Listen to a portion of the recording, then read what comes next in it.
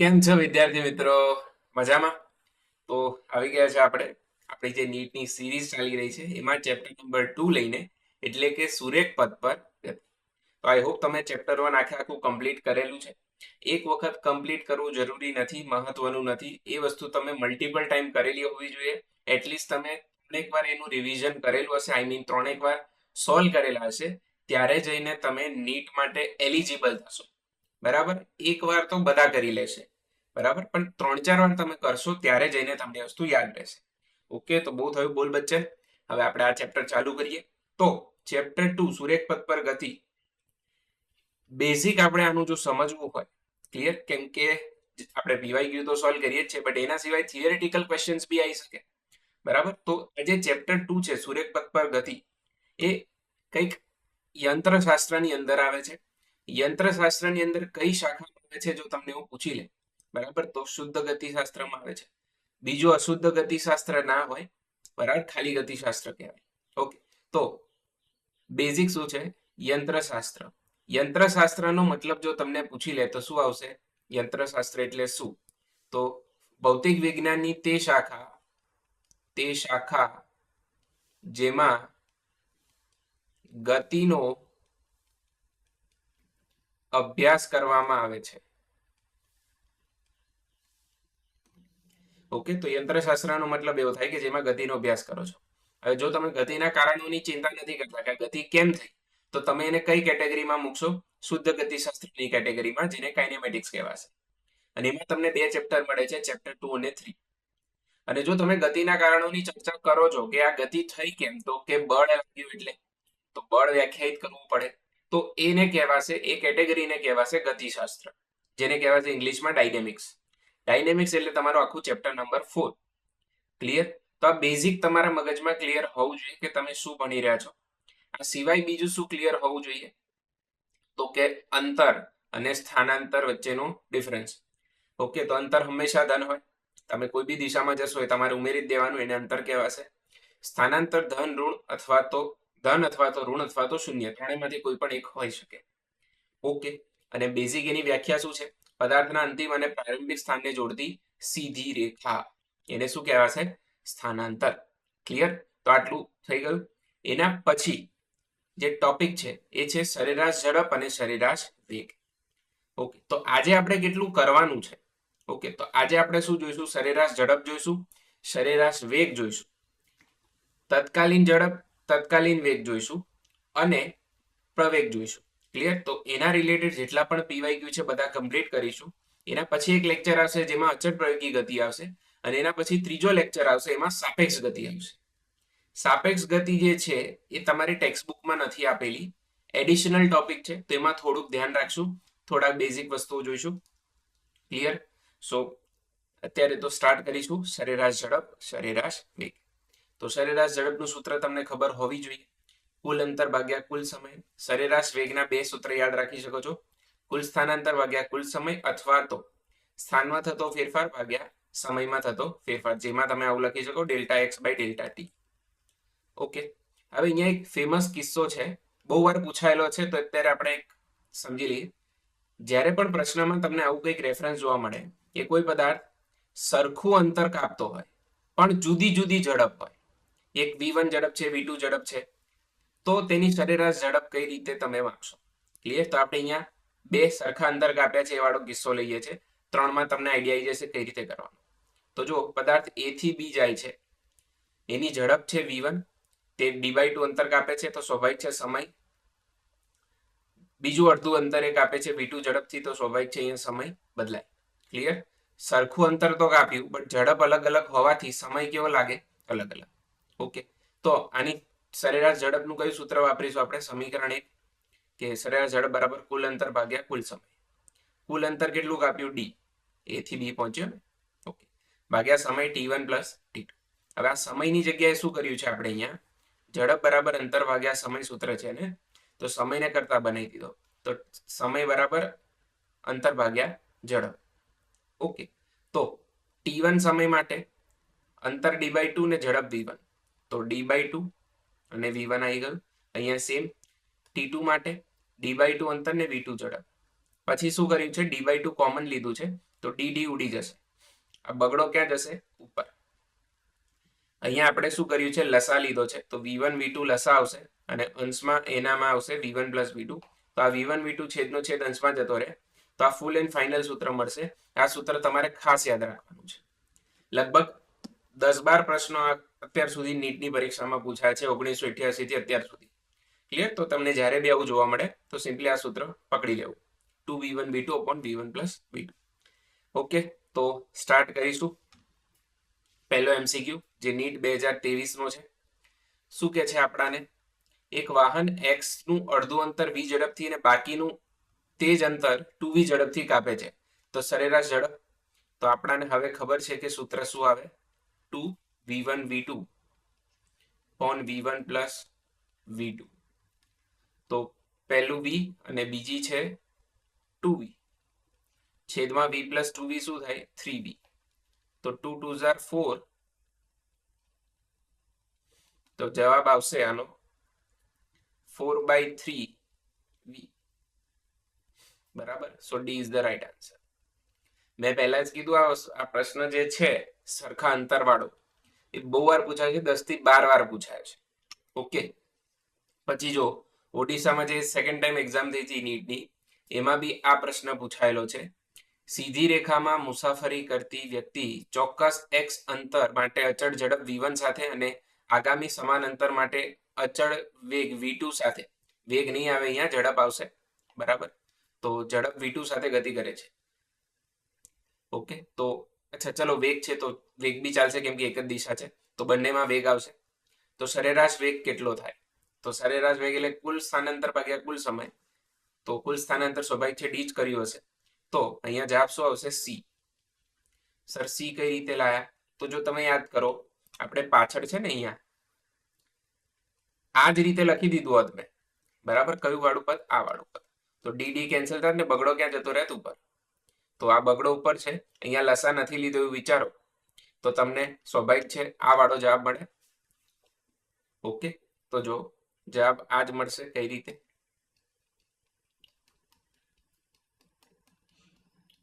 લસા લઈ લો આનો, તમને પાછું તમે જે પદ લાયા તો ઓરિજિનલી એ મળી જશે. ક્લિયર? તો આનો જવાબ આવશે સી. બરાબર 2v1 v2 upon v1 + v2 તમને મળવાનું જ છે, એમાં શંકાની કોઈ સ્થાન નથી. ત્યારબાદ 2011માં બી પૂછાયેલો છે AIPMT-માં. એક કણ તેના કુલ અંતરનું અડધું અંતર v1 ઝડપે, બીજું અડધું અંતર v2 ઝડપે કાપે છે, તો શું જવાબ આવે, સી જવાબ આવશે, 2v1 v2 upon v1 + v2. એક કાર x સ્થાનથી y સ્થાન સુધી અચળ ઝડપ v1 અને પાછી x સ્થાને અચળ ઝડપ v2 થી આવે છે. હવે આ પ્રશ્ન એનો જ છે. જો કઈ રીતે, પહેલા કાર ક્યાંથી ગઈ, એ થી બી ગઈ v1 ઝડપથી, પછી કાર ક્યાં જાય છે, બી થી એ જાય છે v2 ઝડપથી. તો સમજો, સરેરાશ વેગ પૂછ્યો હોય તો જવાબ 0 આવે, ઝડપ પૂછે એટલે અંતર આવે, અંતર તો ઋણ હોય ના શકે. ક્લિયર? તો આનો બી જવાબ ફરીથી શું આવશે, એનો જ આવશે સી. ઓકે, તો આ બી થઈ ગયું. ત્યારબાદ 1991માં જે પૂછાયેલો પ્રશ્ન છે, આમાં 3 ભાગ કર્યા છે. તો જો એક બસ 10 ની ઝડપે પ્રથમ ત્રીજા ભાગનું અંતર, પછી ત્રીજા ભાગનું 20 થી ઝડપથી અને છેલ્લા ત્રીજા ભાગનું 60 ની ઝડપથી કાપે છે. તો બસની સરેરાશ ઝડપ શું થાય, તો સરેરાશ ઝડપ એટલે કુલ અંતર ભાગ્યા કુલ સમય. તો 3 અલગ અલગ ઝડપથી સરખા અંતર કાપેલા છે, 10, 20 અને 60 થી d/3 d/3 અને d/3 કાપેલું છે. ઓકે, તો t1 ની જગ્યાએ શું લખાય, d/3 × v1 d/3 × v2 d/3 × v3. Okay, તો ડી કોમન કેન્સલ અને તગડો જે છે ઉપર જતો રહેશે. બરાબર, તો અહીંયા તગડો ઉપર જતો રહ્યો, 1/v1 1/v2 અને 1/v3. તો અહીંયા લસા શું લેવાશે, અહીંયા લસા લેવાશે 60. તો અહીંયા 6, અહીંયા 3 અને અહીંયા 1. ઉપર 180 થઈ ગયા, 60 ઉપર જશે એટલે, અને અહીંયા આવશે 10. બરાબર, તો 18 કિલોમીટર પ્રતિ કલાકની સરેરાશ ઝડપ આવે. 4 પૂછે તો આ રીતે તમે 4 નો ભાગ કરી શકો છો, બહુ ઈઝી છે. ઓકે, ત્યારબાદ એક કાર 200 મીટર જેટલું અંતર કાપે છે. તે પ્રથમ અડધું અંતર 40 ની ઝડપે અને બાકીનું અડધું v ઝડપથી કાપે છે. સરેરાશ ઝડપ 48, તો v કેટલી? તમે જોઈ શકો છો કે કેટલી બધી વખત આ પ્રશ્ન રિપીટ થયો છે. આ વખતે સરેરાશ ઝડપ આપી 48, પહેલી ઝડપ આપી તમને 40, બીજી ઝડપ તમને v આપી જે પૂછી છે, અને અહીંયા v1 પ્લસ v2 એટલે 40 પ્લસ v થાય. ઓકે, આટલું ક્લિયર. હવે આને સોલ્વ કઈ રીતે કરવાનું? તો સિમ્પલ છે, 48 ઇન્ટુ 40 પ્લસ v છે,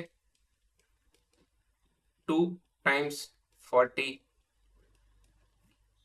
હવે 2 છે એટલે અહીંયા 48 છે, તો 48 ભાગ્યા 2 એટલે અહીંયા 24 થઈ જાય. હવે 24 છે ને, આની જગ્યાએ શું થયા? 24 થયા. આ જે છે 40, તો 8 પંચા 40 થાય, અને 8 તરી 24 થાય. તો 8 8 બી ગયા, તો અહીંયા 3 વધશે ને અહીંયા 5 વધશે. તો અહીંયા 3 વધ્યા અને અહીંયા 5 વધ્યા. તો 120 પ્લસ 3v બરાબર 5v. 3 આમ જશે તો માઇનસ થશે, 5 માંથી 3 ગયા તો 2, 120 ભાગ્યા 2 એટલે 60 કિલોમીટર પ્રતિ કલાક. આવો જવાબ આવી જાય. ઓકે, ત્યારબાદ એક કાર પ્રથમ અડધું અંતર 40, બીજું 60, તો સરેરાશ ઝડપ 48. હવે જો આ કેટલો રિલેટેડ છે, 40, 60, 48. આ 1991 છે, આ 1990 નો પ્રશ્ન છે, બટ કઈ ખાસ ડિફરન્સ નથી. ક્લિયર? તેમ છતાં આપણે મનની શાંતિ માટે લખીને કરીશું v1 પ્લસ v2. તો 2 ગુણ્યા 40 ગુણ્યા 60 ભાગ્યા 40 વત્તા 60.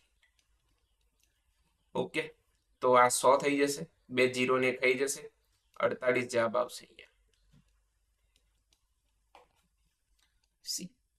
ઓકે, તો ફાઇનલી સરેરાશ ઝડપ ને સરેરાશ અંતર આ ટોપિક થયો પૂરો. હવે શું આવશે? તો હવે આવશે તત્કાલીન ઝડપ ને તત્કાલીન વેગ. તો જે સરેરાશનું સૂત્ર હતું ને આપણી પાસે, સરેરાશ વેગનું, આ સરેરાશ હું વેગ લખી રહ્યો છું. શું સૂત્ર હતું? Delta x by delta t, સ્થાનમાં થતો ફેરફાર ભાગ્યા સમયમાં થતો ફેરફાર. તો તત્કાલીનનો મતલબ શું? તે સમયનું, એટલે સમયનો તફાવત કેવો હોવો જોઈએ? નાનામાં નાનો. ધારો કે મારે 5મી સેકન્ડનો વેગ શોધવો છે, તો મારી પાસે સૂત્ર તો સ્થાનાંતરનું શું છે? આ છે x2 minus x1 upon t2 minus t1. બીજું કોઈ સૂત્ર જ નથી. તો 5મી સેકન્ડનું શોધવું હોય તો હું કઈ રીતે શોધી શકું 5મી સેકન્ડનો વેગ? આ સૂત્ર પરથી. તો હું સિમ્પલી શું કરીશ, અહીંયા x 5.1 લઈ લઈશ, ઓછા x 5 કરી દઈશ, અને અહીંયા આવશે 5.1 ઓછા 5, એટલે આ ઓલમોસ્ટ 5 લઈ લીધું મેં, 5.1. બરાબર છે? તો મને લગભગ તે સમયનો વેગ મળી જશે. હવે હું અહીંયા ઇન ડિટેલ નથી સમજાઈ રહ્યો તમને કે તત્કાલીન શું થાય અને કેમનું થાય, એ તમે ઓબ્વિયસલી રેગ્યુલર લેક્ચરમાં ભણેલા છો.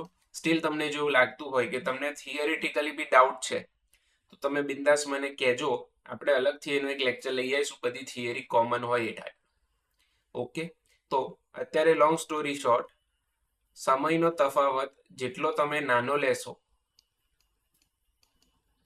Limit delta T tends to 0, જેટલો નાનો તફાવત લેશો એટલો તમને તત્કાલીન વેગ મળશે. હવે તત્કાલીન વેગ અને તત્કાલીન ઝડપ કેવા હોય? સરખા હોય.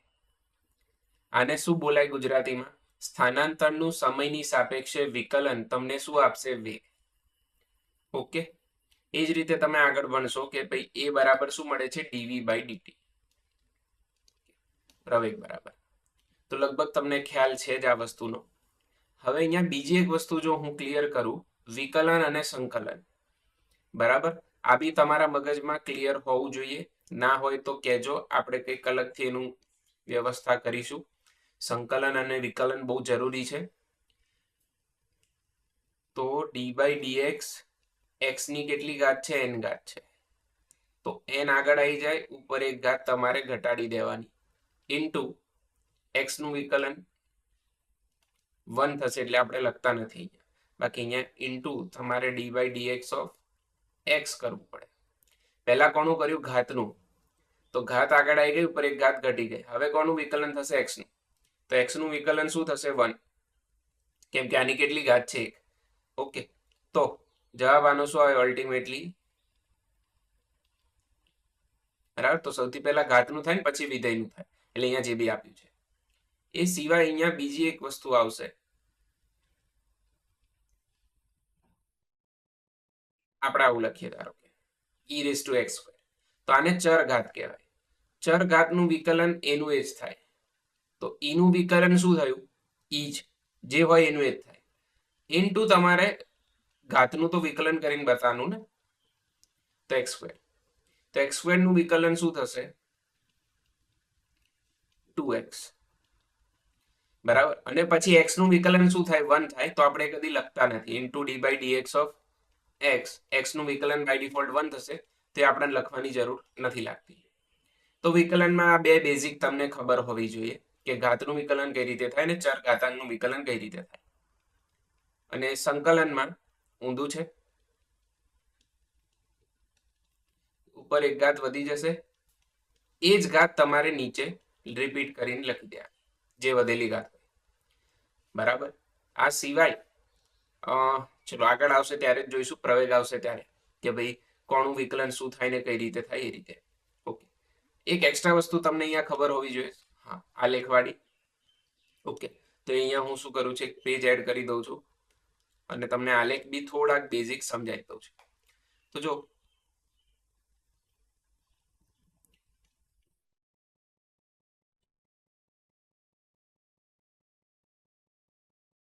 આલેખ હું બોલું એક્સ વિરુદ્ધ વાય, તો આ વાય એક્સ કહેવાય ને, આ એક્સ એક્સ કહેવાય, બરાબર. એ જ રીતે હું બોલું વી વિરુદ્ધ ટી, તો આ વાય એક્સ કહેવાય ને, આ એક્સ એક્સ કહેવાય. ઓકે, તો આલેખ તમને કયા પ્રકારના મળી શકે? તો એક આવો આલેખ મળે, આને ડેડલાઇન કહેવાય. અને કઈ રેખા કહેવાય? સીધી રેખા ના કહેવાય, અને સમક્ષિતિજ રેખા કહેવાય. સમક્ષિતિજ રેખા. ઓકે,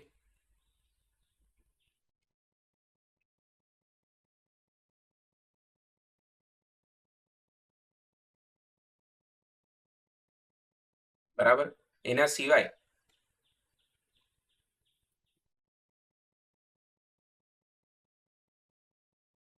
લગભગ તમને આલેખોનું બી બેઝિક નોલેજ હશે જ.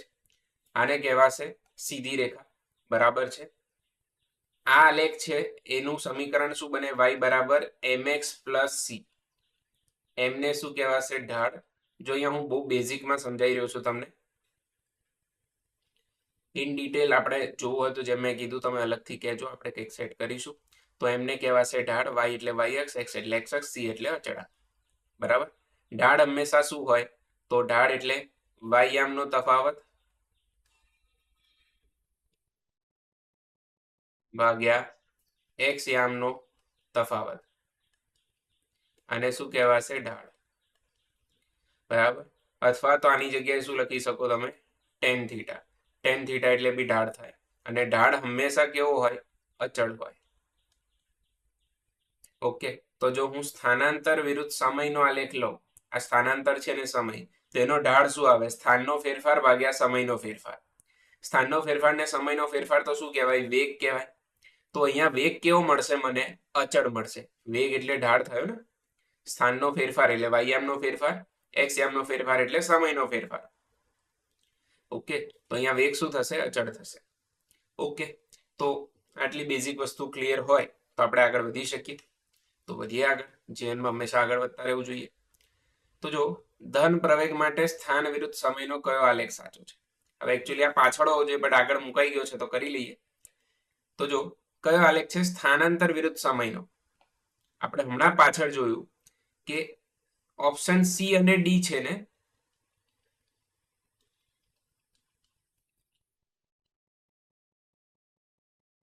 આ બેના ઢાળ શું આપશે?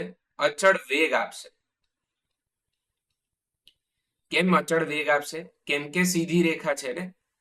હવે અચળ વેગ આપે તો પ્રવેગ શું થઈ જાય? 0. કેમ કે પ્રવેગ એટલે વેગનો ફેરફાર ભાગ્યા સમયનો ફેરફાર.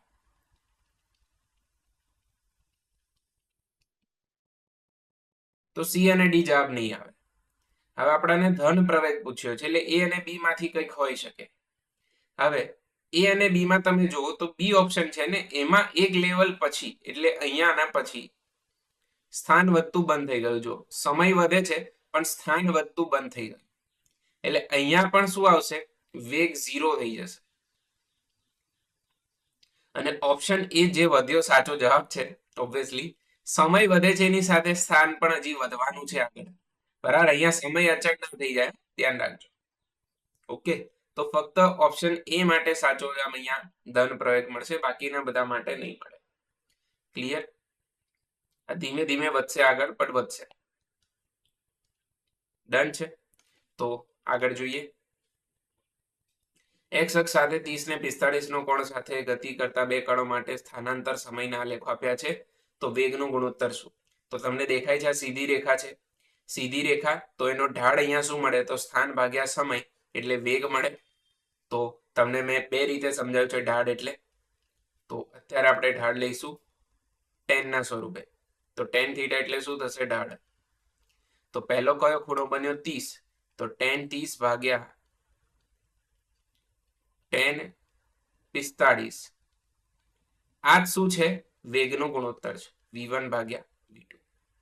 હવે તમને ખબર શું હોવી જોઈએ? tan ની કિંમત 1/√3, tan 45 1, તો 1/√3 c જવાબ આવશે. ઓકે, પછી બે કારો પી અને ક્યુ બિંદુથી એક જ સમયે સુરેખ ગતિમાર્ગે ગતિની શરૂઆત કરે છે. તેમના સ્થાન આપી દીધા xp અને xt. તો કયા સમયે બંને કારોના વેગ સરખા હશે? ઓકે, સરખા વેગ એટલે તમને સિમ્પલી એવું કહે છે કે પી અને ક્યુ નો વેગ સરખો છે. પણ તમારી પાસે છે શું? અનફોર્ચ્યુનેટલી સ્થાન છે at પ્લસ બીટી સ્ક્વેર. તો શું આની જગ્યાએ તમે વેગ લઈ શકો? 100% લઈ શકો. વીપી બરાબર શું લખશો? dx p by dt. સ્થાનાંતરનું સમયની સાપેક્ષે વિકલન શું આપે? વેગ. ખાલી વેગનો મતલબ તત્કાલીન વેગ થાય. એમને તમને સરેરાશ કેવું હશે ને તો સરેરાશ લખીને આપશે. ઓકે, તો આનું વિકલન શું થશે? at નું a, બીટી સ્ક્વેર નું 2bt. Okay, x q ft minus t square vq dx q by dt. ft નું f થાય આનું 2t થાય. ઓકે, તો આ બે વેગ સરખા લઈ લઈએ. તો a plus 2bt f minus T ને કરતા બનાવવાનું છે, કેમ કે આપણને પૂછે છે કે કયા સમય સરખા હોય ને. તો આ બેને જોડે લઈ જઈએ તો 2bt પ્લસ 2t બરાબર f minus a. f minus A unfortunately એક જ ઓપ્શનમાં છે એટલે આ જવાબ આવશે. તેમ છતાં આપણે મનની શાંતિ માટે ગણી લઈએ તો t કોમન. તો t બરાબર આવશે f માઇનસ a બગડો કોમન 1 પ્લસ b અથવા તો b પ્લસ 1. ઓકે, તો આ પતી ગયો પ્રશ્ન. Very easy question. અગેન જો હું તમને સમજાવું છું, તમારે પીવાયક્યુ એક કે બે વાર કરવા જરૂરી નથી. તમારે મલ્ટિપલ ટાઈમ 2 થી વધારે વાર કરવા પડશે, ત્યારે જઈને તમારા મગજમાં વસ્તુ સેટ થશે. બરાબર, પહેલી વાર એવું થાય કે તમને કદાચ 2 દિવસ લાગી જાય બધા એમસીક્યુ સોલ્વ કરવામાં. બરાબર, હું તો 3 લેક્ચરમાં 1-1 કલાકમાં કાં તો મેક્સિમમ 50 મિનિટમાં પતાવી દઈશ. બટ તમે જ્યારે જાતે સોલ્વ કરશો ત્યારે આખો દિવસ જતો રહેશે. બરાબર, તો ઓલવેઝ ટાઈમ મેનેજમેન્ટ એ રીતે કરવાનું. સવારે વહેલા ઉઠો છો તો આ રીતે એમસીક્યુ સોલ્વ કરો. ડેઈલી બેઝિસ પર તમારા પ્રેક્ટિસ કરવી પડશે. ત્યારબાદ કણનો વેગ આપ્યો છે આવો. તો આપણને એવું પૂછે છે કે આ કણે 1 સેકન્ડથી 2 સેકન્ડના ગાળામાં કાપેલું અંતર કેટલું હશે? હવે વેગનું સંકલન જે છે, આ વેગનું સંકલન સમયની સાપેક્ષે તમને શું આપશે? અંતર અથવા તો સ્થાનાંતર આપશે.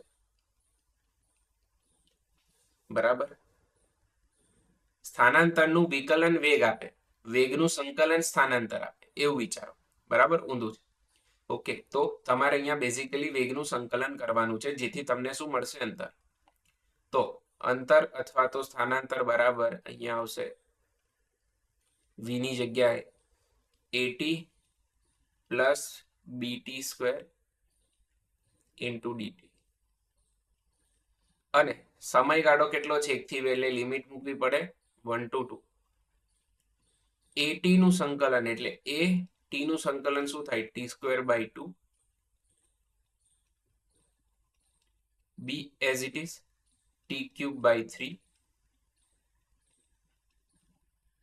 લિમિટ લખાશે અપર માઇનસ લોઅર, તો 2 નો વર્ગ 4 ઓછા 1 નો વર્ગ 1, 2 નો ઘન 8 ઓછા 1 નો ઘન 1. તો 4/2 2, અહીંયા 2 લસા લો તો 2 દુ 4 ઓછા 1 3, એટલે 3a/2 પ્લસ અહીંયા 3 લસા લઈએ એટલે 8 ઓછા 1 7.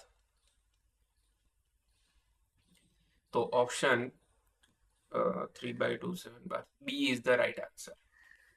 ઓકે, ત્યારબાદ કર્ણાટકની જે એક્ઝામ હતી નીટની, એનો પ્રશ્ન.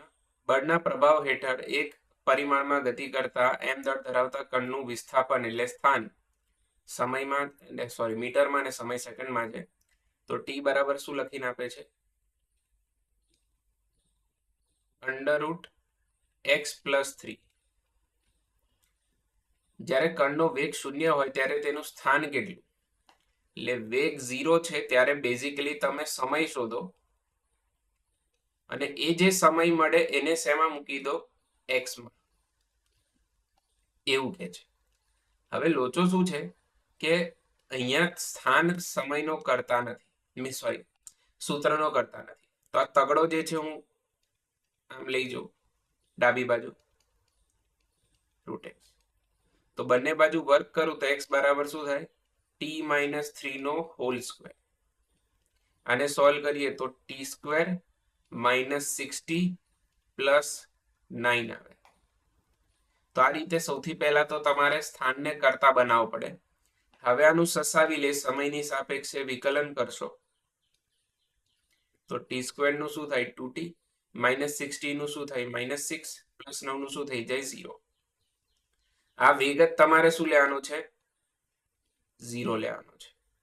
તો -6 બાજુ જાય +6, 6 ભાગ્યા 2 3, એટલે t બરાબર 3 સેકન્ડ પર વેગ શું થાય છે? 0. તો એક્ઝેક્ટલી આ 3 સેકન્ડ તમારે ક્યાં મૂકવાની? આ સમીકરણમાં. બરાબર, તો x બરાબર 3 - 3, જવાબ આવશે 0. તો C is the right answer. Okay, ઠીક, આ રીતે સોલ્વ થશે. ત્યારબાદ કણ માટે અંતર વિરુદ્ધ સમયના વક્ર આપેલા છે. તો મહત્તમ તત્કાલીન વેગ કયા બિંદુએ હોય? ઓકે, તો જે બિંદુનો, કેમ કે આનો ઢાળ લઈશું આલેખનો, તો આલેખનો ઢાળ તમને શું જવાબ આપશે? વેગ. ઓકે, તો એ બિંદુ ઉગમ બિંદુ પર છે, તો એ જવાબ નહીં આવે. અને આ જે ડી બિંદુ છે, એકચ્યુઅલી અહીંયા આકૃતિમાં સહેજ ભૂલ છે. ઓરિજિનલ પેપરની આકૃતિમાં ડી અહીંયા છે, તો આનો તો ઢાળ જ નથી, આ તો સમક્ષિતિજ છે. તો એ અને ડી જવાબ નહીં આવે. એ એટલે ઓપ્શન બી કેન્સલ, ડી એટલે ઓપ્શન એ કેન્સલ. તો આપણી પાસે બી અને સી વધ્યા. હવે બી અને સી માં જો તમે સીધી રેખા દોરો આ રીતે અહીંયા, તો જો આ રીતે જાય છે, અને સી માટે તો તમને દેખાય છે કયો વધારે ખૂણો છે? આ ઓછો ખૂણો છે ને આ વધારે ખૂણો છે. બરાબર, તો જવાબ શું આવશે? સી, એટલે કે ઓપ્શન ડી. બરાબર, એક વાર તમને ફરી સમજાવું. જો અહીંથી તમે સીધી રેખા દોરો તો આ બી નો, બરાબર, અને અહીંથી જો હું સી માટે દોરું તો આ રીતે આવશે. બંનેના ખૂણા જે છે અલગ અલગ છે, તો સી માટે ખૂણો વધારે છે, બી માટે ખૂણો ઓછો છે. ક્લિયર? તો જવાબ આવશે ઓપ્શન ડી, એટલે કે સી. ત્યારબાદ એક કણ સીધી રેખા x પર ગતિ કરે છે. ટી સમયે કણના ઓથી x એ x આપી દીધું, તો તમને એવું પૂછે છે કણ સ્થિર થશે તે પહેલા કેટલું અંતર કાપશે. હવે કોઈ બી કણ સ્થિર ક્યારે કહેવાય? જ્યારે એનું શું ઝીરો હોય? સ્થાન નહીં, વેગ ઝીરો હોય. બરાબર, તો એક્સ બરાબર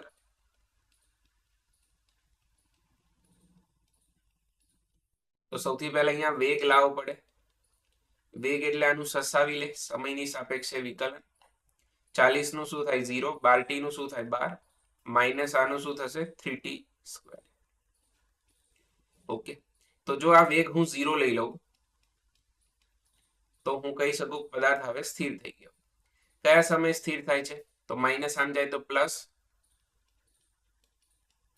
12/3 4, 4 નું વર્ગમૂળ 2, એટલે t બરાબર 2 સેકન્ડ પર જો હું સ્થાન શોધવા જાઉં તો 40 પ્લસ 12 એના ગુણ્યા 2 આવશે, માઇનસ અહીંયા 2 નો ઘન આવશે, તો 24 ઓછા અહીંયા આવશે 8. બરાબર છે, તો 32 વત્તા 24 કરીએ તો 56 થાય. ક્લિયર? તો આનો જવાબ આવશે ડી. ત્યારબાદ ગતિ કરતા કણ માટે સ્થાનાંતર ને સમયનો આલેખ આપ્યો છે. ક્યારે વેગ ઋણ હોય? કયા બિંદુએ?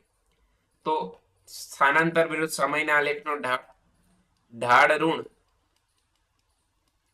તો વેગ બી ઋણ. ઓકે, તો સી નો ઢાળ ઉપર છે, ડી નો ઢાળ લગભગ સમક્ષિતિજ છે, ઈ નો ઢાળ નીચે જાય છે અને એફ નો ઢાળ ઉપર છે, તો જવાબ આવશે ઈ. બસ, બીજું કઈ નતું આમાં. ત્યારબાદ કયો આલેખ શક્ય નથી? તો ઓપ્શન બી શક્ય નથી. આ એનસીઆરટી પરથી ઉપાડેલો પ્રશ્ન છે, એકવાર ચેક કરી લેજો. છેલ્લે 3-4 જે આલેખ વાળા પ્રશ્નો આપે છે ને એમાં આપેલો છે સ્વાધ્યાયમાં. ઓકે, અને હવે આવી ગયા ફાઇનલી પ્રવેગ. તો પ્રવેગ એટલે વેગમાં થતો ફેરફાર ભાગ્યા સમયમાં થતો ફેરફાર. આને સરેરાશ પ્રવેગ કહેવાય. તત્કાલીન પ્રવેગ એટલે બંને બાજુ મેં લિમિટ લીધી, dv/dt. તો જો વેગ વિરુદ્ધ સમયનો આલેખ હોય અને એ જો સુરેખા મળે તો આનો ઢાળ શું મળશે મને? પ્રવેગ. અને પ્રવેગ કેવો હશે? ઢાળ અચળ હોય તો પ્રવેગ બી કેવો હશે? અચળ હશે. પ્રવેગનું સંકલન કરું તો મને વેગ મળે. જેમ વેગનું સંકલન કરવાથી અંતર અથવા તો સ્થાનાંતર મળ્યું એ રીતે. ક્લિયર? તો આટલી બેઝિક વસ્તુ ક્લિયર હોવી જોઈએ. આગળ વધી શકીએ છીએ 100%. વેગ વિરુદ્ધ સમયનો આલેખ તમને દર્શાવ્યો છે, તો તમને એવું પૂછે છે કે કયો આલેખ પ્રવેગ વિરુદ્ધ સમય માટે સાચો હોય સેમ આ જ ગતિમાં.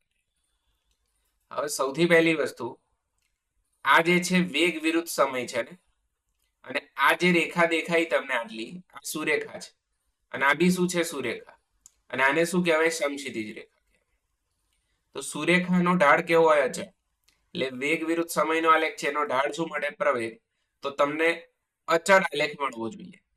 તો આ સુરેખા ના આવે, ના ઓપ્શન ડી આવે. હવે ઓપ્શન બી જો, તો આટલા માટે પ્રવેગ અચળ છે. યસ, દેખાય છે સમક્ષિતિજ રેખા. જો હું તમને દોરીને સમજાવું,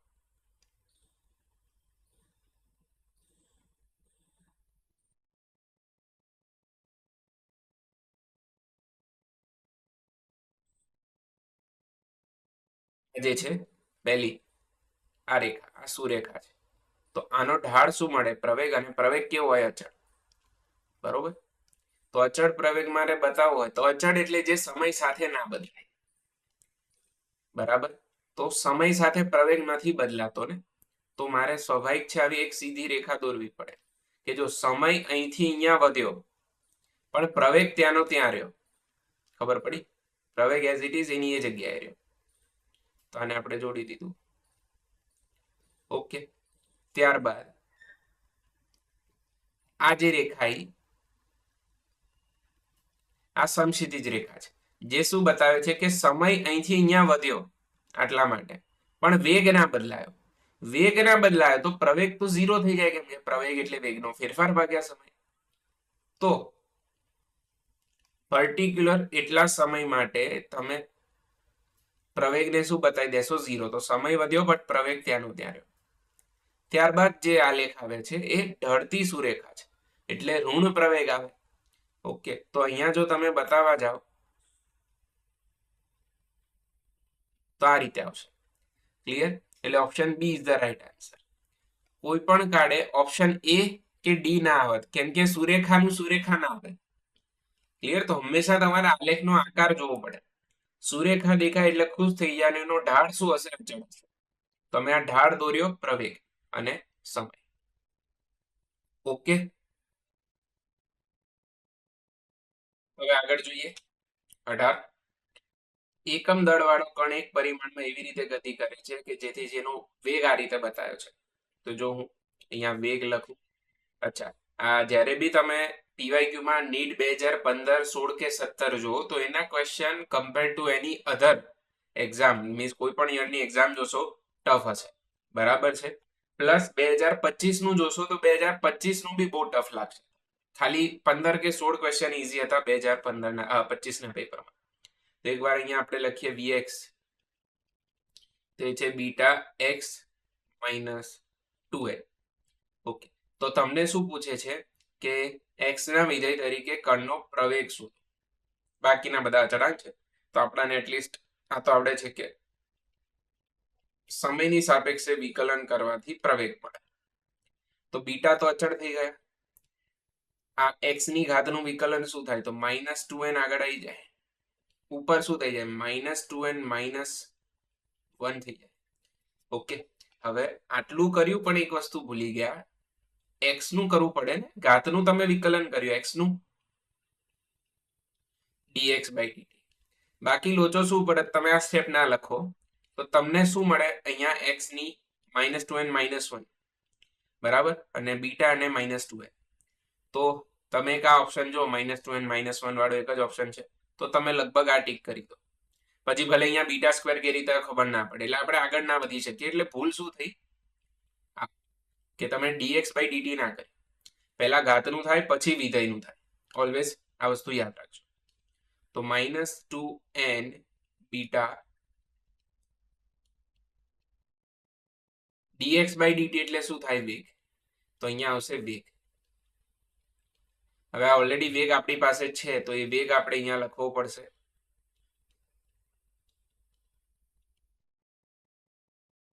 beta x raise to -2n.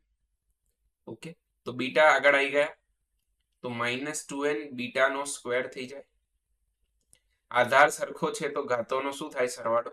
તો x rays to -2n -1 -2n, 2 -4, તો -4n -1 આવશે. એ આ એક જ ઓપ્શન છે, તો આપણે આ ટીક કરી લઈશું. ક્લિયર? તો આ રીતે કંઈક દાખલો થશે. ત્યારબાદ એક સીધી રેખામાં ગતિ કરતા કણનું સમીકરણ આપી દીધું. તો વેગ 0 હોય ત્યારે પ્રતિપ્રવેગ શોધો. એટલે તમને સ્થાનાંતર જ આપે છે.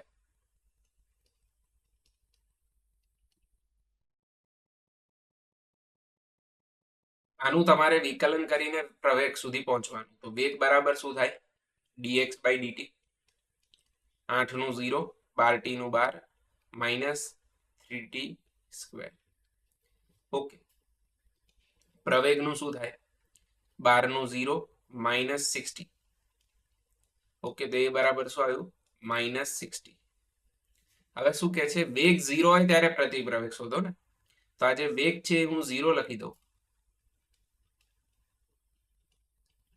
તો 3 આ બાજુ જશે તો +12/3 4, 4 નું વર્ગમૂળ 2. તો t બરાબર 2 સેકન્ડ પર તમારે પ્રતિપ્રવેગ શોધવાનો હતો. તો -12 જવાબ આવશે. પ્રતિપ્રવેગ છે એટલે ઓપ્શનમાં ધન લખ્યું હશે તો 12 ઇઝ ધ આન્સર. -12 ના ટીક કરે, બોલ્યું જ છે અહીંયા કે પ્રતિપ્રવેગ શોધો. ઓકે, ત્યારબાદ એક પદાર્થ. હવે આ એકચ્યુઅલી ચેપ્ટર 4 નો પ્રશ્ન છે, બટ અમુક વાર કેવું ડિફરન્શિએટ ના કરી શકીએ કેમ કે 2, 3 ને કમ્બાઈન યુનિટ ગણવામાં આવે છે. વાંધો નહીં, તો આપણે એ રીતે સોલ્વ કરીશું. તો એક પદાર્થ 30 ના વેગથી પૂર્વ દિશામાં ગતિ કરે છે. તો ઉદપકુ તમને ખબર જ છે, ઉત્તર દક્ષિણ. આ બાજુ પૂર્વ છે, આ બાજુ ભારતનો મેપ વિચારો, પશ્ચિમમાં ગુજરાત છે ઓલવેઝ. ઓકે, તો એક પદાર્થ ક્યાં ગતિ કરે છે? પૂર્વ તરફ. તો આને એક્સ અક્ષ લઈ લઈએ અને પછી તેનો વેગ ઉત્તર દિશામાં 40 થાય છે 10 સેકન્ડ પછી, એટલે આ ઉત્તર દિશા. તો આ વાળો જે વેગ છે એ શું કહેવાશે? 30 આઈ કેપ, અને આ વાળો વેગ કહેવાશે 40 જે કેપ. અને આ ફેરફાર કેટલી સેકન્ડમાં થયો? 10. તો જો હું સરેરાશ પ્રવેગ શોધવા જાઉં તે શું થાય? વેગનો ફેરફાર એટલે 40 ઓછા 30, પણ આ બાદબાકી સીધી શક્ય નથી, ભાગ્યા 10 સેકન્ડમાં થયો. 40 ભાગ્યા 10 શું લખાય? 4 જે કે -3 આઈ કે. તો આનું મૂલ્ય શોધીએ તો શું આવશે? √4 નો વર્ગ 16 વત્તા 3 નો વર્ગ 9, 16 9 25 એટલે 5. ઓકે, તો 5 જવાબ આવશે પ્રતિ સેકન્ડ સ્ક્વેર. બાકી જો તમે સોલ્વ કરે તો 40 ઓછા 30 10, 10 ભાગ્યા 10 એક બી ઓપ્શનમાં આપેલો છે. ઓકે, તો ઓલવેઝ સદિશ છે, અહીંયા દિશા લખેલી છે, ઇન્ટેન્શનલી દિશા લખીને આપી છે, તો જવાબ આવશે 5. ઓકે, ત્યારબાદ કંટી સમયમાં કાપેલું અંતર આવું છે, તો પ્રવેગ શેના સમપ્રમાણમાં હોય? આ બી એક સારો પ્રશ્ન છે બીજા બધાની કમ્પેરિઝનમાં, બાયોવાળા માટે સ્પેશિયલી. કેમ કે મેથ્સનો બહુ યુઝ થયો છે. તો જો x બરાબર શું આપે છે? t વત્તા 5 ની -1 ઘાત, અને આ રીતે બી લખી શકાય, 1/100% લખી શકાય. હવે પ્રવેગ પૂછે છે, તો વેગ બરાબર શું લખાય? dx/dt. તો જો હું અહીંયા એક સ્ટેપ તમને ડિટેલમાં લખીને સમજાવવા માંગુ છું, તો એક સ્ટેપ હજી લખીશ. આ તો મેં એડિશનલ લખ્યું છે, કામમાં આવશે આગળ. તો -1 ઘાત આગળ આવી જાય અને ઉપર 1 ઘાત ઘટી જાય, તો કેટલી ઘાત થઈ ગઈ? -2. તો વેગ આ તો થાય, એના સિવાય વેગ તમે આ રીતે બી લખી શકો, -1 ભાગ્યા t વત્તા 5 ની -2 ઘાત. આ -2 છે ને, સોરી, +2 ઘાત. આ -2 છેદમાં જાય તો પ્લસ થઈ જાય, તો આ વેગ આવશે. અને પ્રવેગ જે છે એ હજી એકવાર વિકલન કરવું પડે. તો -1 તો હતા, જોડે જોડે -2 પણ આવી ગયા, ગુણાકારમાં છે. ઓકે, અને અહીંયા આવશે t વત્તા 5 ની -2 ઓછા 1 એટલે -3. તો minus minus plus 2 t plus 5 ની 3 ઘાત. આ પ્રવેગ આવે છે. ઓકે, તો હવે પ્રવેગ સમપ્રમાણમાં શેના છે? એટલે અહીંયા મારે અંતર કાં તો કંઈક લાવવું પડે. ઓકે, તો જો 1 ભાગ્યા t પ્લસ 5 ને શું કહેવાય? x. તો x નો જો હું અહીંયા ઘન કરી દઉં તો આનો બી શું થઈ જશે? ઘન. એટલે છેદમાં અહીંયા શું આવશે? 3. તો શું ઓપ્શનમાં અંતરનો ઘન આપ્યો છે ક્યાંય? જો નથી, 2 ઘાત. એટલે અંતરના સ્વરૂપમાં નથી માંગતા, તમારી પાસે જવાબ વેગના સ્વરૂપમાં માંગે છે. ઓકે, વાંધો નહીં, તો વેગના સ્વરૂપમાં લાવીશું. તો જરા એ જોઈ લઈએ વેગના સ્વરૂપમાં લાવવા માટે. તો વેગ એટલે શું છે? 1 ભાગ્યા t પ્લસ 5 નો વર્ગ છે. તો આજે પ્રવેગ લાયા આપણે, બરાબર, અને માઇનસ વડે ગુણીને ભાગી દીધું એવું વિચારી લો. તો એક વખત t પ્લસ 5 અહીંયા લખ્યા અને અહીંયા t પ્લસ 5 નો સ્ક્વેર લખ્યો. ઓકે, માઇનસ છે એવું માની લો ને, કેમ કે સમપ્રમાણમાં જ પૂછ્યું છે. તો આને શું કહેવાશે? વેગ. 1 ભાગ્યા ને શું કહેવાશે? વેગ કહેવાશે. તો આ વેગ આવી ગયો અને આ માઇનસ છે. ઓકે, પણ હવે લોચો શું પડે છે? અહીંયા વેગના સમપ્રમાણમાં એવો બી ઓપ્શન નથી, એટલે મારે આજે t પ્લસ 5 છે ને એને બી રિપ્લેસ કરવા. ઓકે, તો આ જે પદ છે વેગવાળું પદ છે, શું આને આમ ના લખી શકું? v બરાબર x², બરાબર, v બરાબર -x², આ રીતે લખી શકાય 100%. જોજો કઈ રીતે. તો માઇનસ x છે, એક જ મિનિટ, માઇનસ જે x છે એની જગ્યાએ શું લખાશે? 1 ભાગ્યા t પ્લસ 5 અને એનો વર્ગ છે, તો અહીંયા સ્ક્વેર થઈ ગયું. તો થઈ ગયું એક્ઝેક્ટલી? યસ. તો -2 1 ભાગ્યા t પ્લસ 5 એ શું છે? x છે. તો x ની જગ્યાએ શું લખાય? v/1/2 બરાબર. તો 1/t+5 એની જગ્યાએ શું લખાશે? x અને અહીંયા v છે અને x ની જગ્યાએ શું લખાશે? v/1/2. તો 1 + 1/2 શું થાય? 3/2. તો એ ચલે છે શું આવે? v/3/2 આવે. એટલે કે option A is the right answer. બરાબર. બહુ વધારે કન્ફ્યુઝ ના થાવ. 1/t+5 ને શું કહેવાય? અહીંયા જો હું લખી નાખું 1/t+5 ને શું કહેવાય? x. તો આની જગ્યાએ મેં શું લખ્યું? x. તો -2xv. ઋણ નિશાનીને ઇગ્નોર કરો, એનાથી ફરક નહીં પડે કેમ કે તમને સમપ્રમાણમાં પૂછ્યું છે. અને x ની જગ્યાએ આપણે આ ઓરિજિનલ વેગના સમીકરણ પરથી આવું કહી લઈએ. બરાબર છે. તો આ પ્રશ્ન થયો પૂરો. બહુ યુનિક ક્વેશ્ચન છે, થોડું મગજ વધારે વાપરવું પડે છે. ઓકે, આવા પ્રશ્નો સોલ્વ કરશો ત્યારે જ તમારો લેવલ ડેવલપ થશે. ક્લિયર? તો હંમેશા અઘરા પ્રશ્નને ચેલેન્જ તરીકે જોવાનો. 5 વાર ગણવા પડે તો 5 વાર ગણવાના, 10 વાર ગણવા પડે તો 10 વાર ગણવાના. પણ એ ગણશો ને અને તમને જ્યાં સુધી પ્રોપરલી, ચલો મેં સમજાયું, તમને કદાચ અડધી ખબર પડી, તમે હજી 5 વાર ગણો, તમને જ્યારે 100% ખબર પડશે ત્યારે તમારો એક લેવલ ડેવલપ થઈ ગયો છે. તો બીજો કોઈ અઘરો પ્રશ્ન આવશે ને તો એમાં તમને લોચો નહીં પડે. ઓકે, ત્યારબાદ x અક્ષ પર ગતિ કરતા કણનું સ્થાન આપી દીધું. તો તમને એવું પૂછે છે કે જ્યારે કણ ધન x દિશામાં મહત્તમ ઝડપ પ્રાપ્ત કરે ત્યારે સ્થાન કેટલું? તો જ્યારે પણ તમે ફિઝિક્સમાં, થ્રુઆઉટ ફિઝિક્સ ધોરણ 11 હોય કે ધોરણ 12 હોય, મહત્તમ અથવા તો લઘુત્તમ આવો શબ્દ જુઓ ત્યારે 99% જે દાખલા છે, 99% મહત્તમ લઘુત્તમ 99% કેસમાં તમારે શું કરવાનું? વિકલન જે મહત્તમ છે, જે ભૌતિક રાશિ મહત્તમ અથવા તો લઘુત્તમ છે તેની વિકલન 0 બતાવી દેવાનું.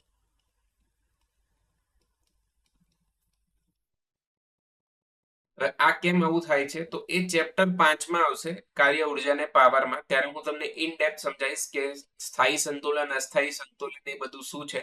તો ત્યારે ઇન ડેપ્થમાં આવશે. બટ ત્યાં સુધી તમે આટલું યાદ રાખી શકો છો કે વિકલન શું બતાવવાનું? 0. કેમ?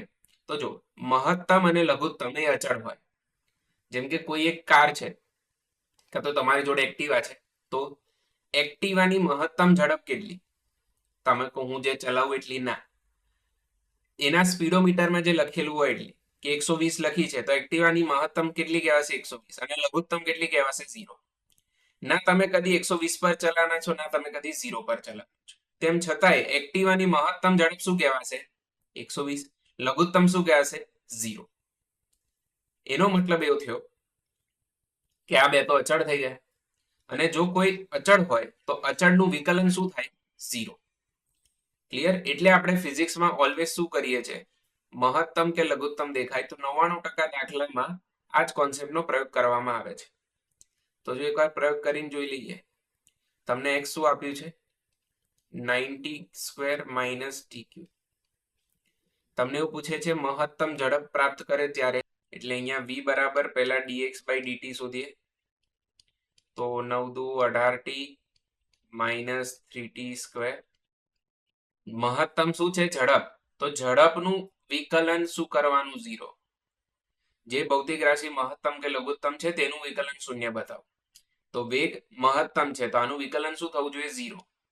તો એ શું લઈ લઈશું આપણે? 0. 18t નું 18, આનું 60. તો આ 0 લઈ લઉં તો 18 - 60. 6/18 શું થાય? 18/6 શું થાય? 3. તો 3 સેકન્ડ પર તમને વેગ શું મળશે? મહત્તમ. તો ત્યારે સ્થાન શું થાય? તો x બરાબર 9, 3/2 - 3/3. 3/2 કોમન લઈ લો તો 9 - 3 શું થાય? 6. 9 × 6 = 54. તો very unique question. Option is the right answer. બરાબર છે. ત્યારબાદ એક કણ x દિશામાં f પ્રવેગથી ગતિ કરે છે. જે ટી સાથે આ રીતે બદલાય છે. કેપિટલ ટી અચળાંક છે, બરાબર. તો જો હું એફ બરાબર લખું તો એફ 0 છે, એફ 0 ગુણી દઈએ અંદર તો આવું કંઈક મળે છે. તો આ એફ શું છે? પ્રવેગ છે. ઓકે, એફ પ્રવેગ છે, સ્મોલ ટી સમય છે, બાકી બધું અચળ. હવે આપણને શું પૂછે છે કે ટી બરાબર 0 સમયે કણનો વેગ શું છે? 0. તો ટી બરાબર 0 અને કોઈ એક ક્ષણના સમયગાળા દરમિયાન જ્યારે એફ 0 હોય ત્યારે કણનો વેગ કેટલો? હવે જો આ બહુ કન્ફ્યુઝન કરે એવો ક્વેશ્ચન છે. અહીંયા શબ્દોથી રમી ગયા છે તમારે, બરાબર. તમને પૂછે છે શું? વેગ. પ્રવેગ પરથી વેગ લાવવો હોય, આપણે બેઝિક થી જઈએ તો પ્રવેગ પરથી વેગ લાવવો છે તો વેગ બરાબર મારે પ્રવેગનું શું કરવું પડશે? સંકલન. તો એની જગ્યાએ હું લખી દઈશ f0 minus f0 small t by capital t into dt. હવે લિમિટ શું લખવાની? બરાબર. તો લિમિટ તમને એવું કહે છે કે ટી બરાબર 0 થી કઈ લિમિટ લખો? કે જ્યારે પ્રવેગ શું હોય? 0. બરાબર. તો જો f જો હું 0 લઈ લઉં તો 0 બરાબર શું લખાય? f0 માઇનસ આ ડાબી બાજુ જતું રે પદ તો શું થાય? f0 small t by capital t બરાબર f0. f0 ઉડી ગયા એટલે ટી બરાબર કેપિટલ ટી. એટલે જ્યારે સમય ટી સ્મોલ ટી 0 છે ત્યારે વેગ 0 છે, અને જ્યારે સમય કેપિટલ ટી થશે ત્યારે પ્રવેગ 0 થશે. અને એ જ સમયગાળા દરમિયાન વેગ શું હોય એ પૂછ્યો છે. એટલે 0 થી કેપિટલ ટી ની લિમિટ મૂકવી પડે. બરોબર. અગેન આ પ્રશ્ન તમે સોલ્વ કરશો 2-4 વાર પછી તમારું મગજ એક્સેપ્ટ કરશે આ વસ્તુ. તો f0 dt નું સંકલન શું થાય? f0 into t. f0 by capital t અચળ, સ્મોલ ટી નું સંકલન શું થાય? T square by 2. Limit again 0 થી કેપિટલ ટી. તો f0 અહીંયા આવશે કેપિટલ ટી, અહીંયા લિમિટ લખી તો ટી સ્ક્વેર બાય 2 આયા. ટી ઉડી ગયા એક વાર.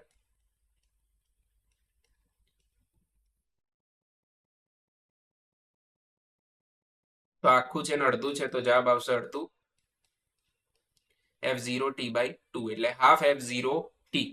Okay, so C is the right answer. હવે જોઈશું 24મો. બરાબર, બસ પતવા જાય છે આ ટોપિક. એક કણનું સ્થાન સમય સાથે આ રીતે બદલાય છે તો કણનો વેગ શું થાય? ઓકે, તો x બરાબર a e ની માઇનસ આલ્ફા ટી ઘાત પ્લસ બી ઈ ની બીટા ટી ઘાત. આના પરથી વેગ તો પહેલા બનાવી દઈએ તો dx બાય dt. એ અને આલ્ફા અચળ છે તો એ એઝ ઇટ ઇઝ. ઈ ની ઘાતનું વિકલન ઈ ની ઘાત જ થાય, પણ જોડે જોડે તમારે આલ્ફા ટી નું વિકલન કરીને બતાવો. ઘાતનું તો કરવાનું ને. એ જ રીતે બી નું એઝ ઇટ ઇઝ. ઈ જે છે બી તો અચળ છે એટલે અચળ બહાર જતો રહે. ઈ નું એઝ ઇટ ઇઝ અહીંયા આવશે બીટા ઇન્ટુ ટી. તો વેગ બરાબર અહીંયા આવું કંઈક છે. માઇનસ આલ્ફા ટી નું શું થાય? માઇનસ આલ્ફા તો minus a alpha e raise to minus alpha t plus b beta e raise to beta t. Okay, તો આ વેગ મળી ગયો. હવે આ સમય સાથે ઘટે છે કઈ રીતે ખબર પડે? નો આઈડિયા. આલ્ફા ને બીટા પર આધારિત નથી તો દેખાય છે આલ્ફા ને બીટા અહીંયા છે તો ઓપ્શન બી તો ના આવે. આલ્ફા ને બીટા સરખા હોય ત્યારે શૂન્ય થઈ જાય. તો જો આલ્ફા બીટા સરખા લઉં તો ના 0 નહીં થાય કેમ કે એ અને બી સરખા નથી ને. આલ્ફા બીટા ને એ અને બી બી સરખા હોય તો ઓપ્શન સી બી નહીં આવે. હવે સમય સાથે વધે કે ઘટે કઈ રીતે ખબર પડે? તો એ બેઝિકલી પ્રવેગથી ખબર પડે. જો આનો પ્રવેગ, આ જે પ્રવેગ છે એ ધન આવ્યો બરાબર છે તો સમય સાથે વધશે અને ઋણ આવે તો ઘટશે. ક્લિયર? તો ફરી એકવાર આનું વિકલન કરવું પડે. Minus a alpha as it is e ની માઇનસ આલ્ફા ટી નું ઈ ની માઇનસ આલ્ફા ટી થાય into d by d t minus alpha t plus b beta as it is ઈની બીટા ટી નું ઈની beta t into d by d t beta into t. તો minus minus શું થઈ ગયા પ્લસ. તો a alpha square b beta square. તો જો હવે આ બાદબાકી તો નહીં થાય, ઋણ ઘાતનો મતલબ ઘાત તો છેદમાં જતી રહે એટલે એનાથી જવાબ ઋણ નહીં થાય. તો અહીંયા ક્લિયરલી દેખાય છે કે પ્રવેગ શું છે ગ્રેટર ધેન 0 છે. તો અહીંયા જવાબ આવશે સમય સાથે વેગ વધે છે. ક્લિયર. ત્યારબાદ સ્થાનાંતર આપ્યું, 1 સેકન્ડ પાસે પ્રવેગ પૂછ્યો. તો પ્રેમથી સ્થાનાંતરનું વિકલન કરીએ તો વેગ મળી જાય. 3t ક્યુબ એટલે 9t સ્ક્વેર, 7t સ્ક્વેર એટલે 14t પ્લસ 10t નું શું થાય 10. પ્રવેગનું શું થાય આનું બી વિકલન 18t પ્લસ 14, 10 નું 0. અહીંયા સમય શું લખવાનો છે 1 સેકન્ડ. તો એ આવશે 18 + 14 32. ત્યારબાદ સ્થાન આપ્યું, કયા સમય પ્રવેગ 0 થાય. તો વેગ બનાવીએ આના પરથી. તો dx બાય dt 80 સ્ક્વેર નું શું થાય 280 થાય. 3bt સ્ક્વેર થશે bt ક્યુબ નું. ઓકે, પ્રવેગ લઈએ આના પરથી. તો 280 નું શું થાય 2a માઇનસ 6bt. ઓકે, આ પ્રવેગ છે એકચ્યુઅલી. પ્રવેગ શું થઈ જાય છે 0. -6 આમ જાય તો +6. તો t બરાબર આવશે a/3b. તો આ સમય પર પ્રવેગ શું મળે છે 0. ત્યારબાદ એક કાર સ્થિર સ્થિતિમાંથી અમુક સમય આલ્ફા જેટલા અચળ પ્રવેગથી ગતિ કરે છે. ત્યારબાદ બીટા જેટલા અચળ પ્રતિપ્રવેગથી ગતિ કરે છે. તો મહત્તમ ઝડપ કેટલી થાય? અહીંયા ભૂલ છે, અચળ પ્રવેગ છે તો એનો જ થાય અચળ, તો મહત્તમ કાં તો લઘુત્તમ એ રીતે. તો ઝડપ પૂછી છે, મહત્તમ ઝડપ. ઓકે, તો વેરી યુનિક ક્વેશ્ચન. અચળ પ્રવેગ એનો મતલબ તમારે શું સમજવું પડે કે એક આલેખ હશે, બરાબર. આલેખ હશે વેગ વિરુદ્ધ સમયનો અથવા તો ઝડપ વિરુદ્ધ સમયનો, અને આ આલેખનો ઢાળ શું મળશે પ્રવેગ. તો અચળ ઢાળ જોઈતો હોય તો આલેખ કેવો હોવો જોઈએ સુરેખા. તો અચળ પ્રવેગથી વધે છે એટલે આ વધતો પ્રવેગ, અને પછી ઘટીને તો આ ઘટતો પ્રવેગ. ઓકે, તો આ પહેલી જે સુરેખા બતાવી, જસ્ટ અ સેકન્ડ.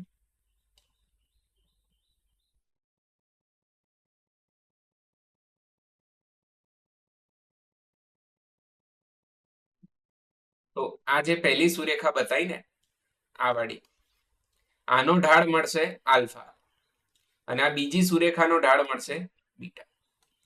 તો આનો ઢાળ અને આનો ઢાળ બીટા. સમય 0, આટલા સમયને હું t1 કહી દઉં અને આટલા સમયને t2. તો તમને અહીંયા ક્લિયરલી દેખાવું જોઈએ કે આ જે પોઈન્ટ છે એ મેક્સિમમ એટલે કે મહત્તમ ઝડપ વાળું પોઈન્ટ છે, બરાબર. તો જો હું આના માટે અચળ પ્રવેગી, કેમ કે સ્થિર સ્થિતિમાંથી ગતિ ચાલુ થાય છે, તો અહીંયા પ્રારંભિક વેગ 0 થશે ને અહીંયા ગતિ પતી ગઈ તો અંતિમ વેગ બી 0 થશે. તો આ જે પહેલો પાર્ટ છે એના માટે જો હું એપ્લાય કરું v બરાબર v0 + at, તો એનો અંતિમ વેગ શું થશે મેક્સિમમ, અને પ્રારંભિક વેગ શું થશે 0. એ શું થશે આલ્ફા, સમય શું થશે t1. તો t1 થશે vmax બાય આલ્ફા. આ જ વસ્તુ જો હું આના માટે શોધું તો આનો આનો પ્રારંભિક વેગ શું થશે vmax. તો v બરાબર v0 + at એપ્લાય કરીએ તો v અંતિમ વેગ 0, પ્રારંભિક વેગ vmax અને પ્રતિપ્રવેગ શું થશે બીટા.